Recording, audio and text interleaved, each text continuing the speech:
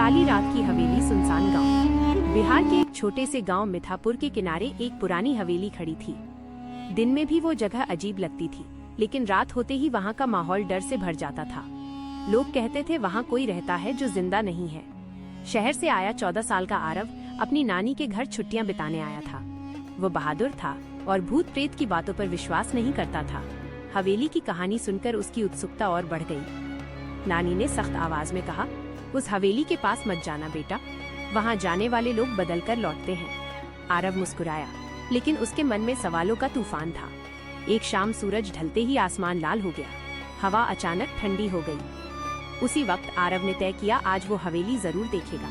हवेली के पास पहुंचते ही उसे अजीब सन्नाटा महसूस हुआ। झींगरों की आवाज भी जैसे बंद हो गई थी। टूटा फाटक अपने आप हिल रहा था। जैसे ही आरव ने दरवाजे को छुआ, वो धीरे धीरे चरमराकर खुल गया। अंदर से ठंडी हवा का झोंका आया। हॉल में मोटी धूल जमी थी, पुराने फर्नीचर पर जाले लटके थे। अचानक ऊपर से किसी चीज के गिरने की आवाज आई।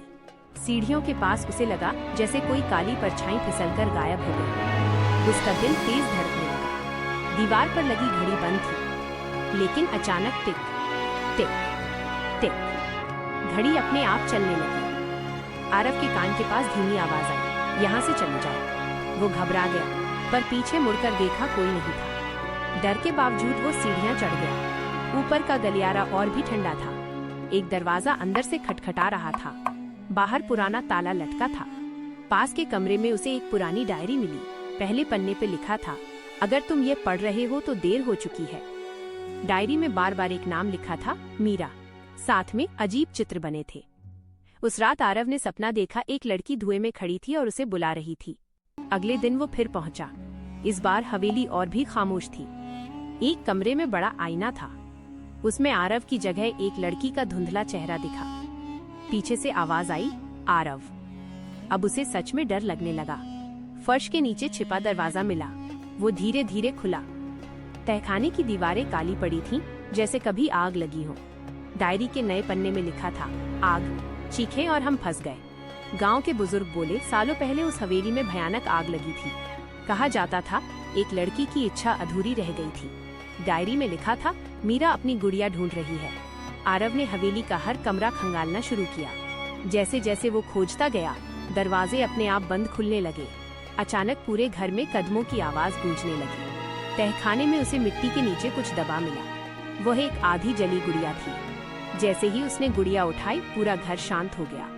धुएं में एक लड़की की आकृति उभरी। वह मुस्कुरा रही थी। धीमी आवाज आई, तुमने मुझे आजाद कर दिया। हवेली का डरावना माहौल खत्म होने लगा।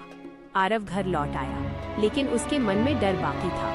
रात को उसने आईने में देखा, पीछे वही परछाई खड़ी थी। कान के पास आवाज आई, मैं गई नहीं हूँ। नानी ने देखा, आरव का चेहरा पीला पड़ गया है। घर की बत्तियां अपने आप झपकने लगी। आरव समझ गया, हवेली का राज खत्म नहीं हुआ। उस रात खिड़की के बाहर कोई खड़ा था। धीरे धीरे मुस्कुराता हुआ और फुसफुसाहट आई, अब तुम्हारी बारी है। जब गांव के लोग और आरव पुरानी हवेली की सच्चाई तक पहुंचते हैं, तो उन्हें पता चलता है कि जो भयानक आत्मा दिखाई दे रही थी, वो बदला लेने नहीं आई थी, बल्कि उसकी कहानी अधूरी थी और उसे शांति चाहिए थी। आरव हिम्मत दिखाकर हवेली में छिपी पुरानी डायरी ढूंढता है। डायरी में लिखे सच को जानने के बाद गाँव वाले उस आत्मा के लिए प्रार्थना करते हैं। हवेली की डरावनी आवाजें धीरे धीरे बंद हो जाती हैं। टिमटिमाती रोशनी सामान्य हो जाती है। आत्मा शांत होकर हवा में विलीन हो जाती है। सब कुछ सामान्य लगने लगता है, लेकिन तभी रात के सन्नाटे में हवेली की एक खिड़की अपने आप हल्की सी हिलती है और कहानी यहीं एक रहस्यमयी मोड़ के साथ समाप्त हो जाती है।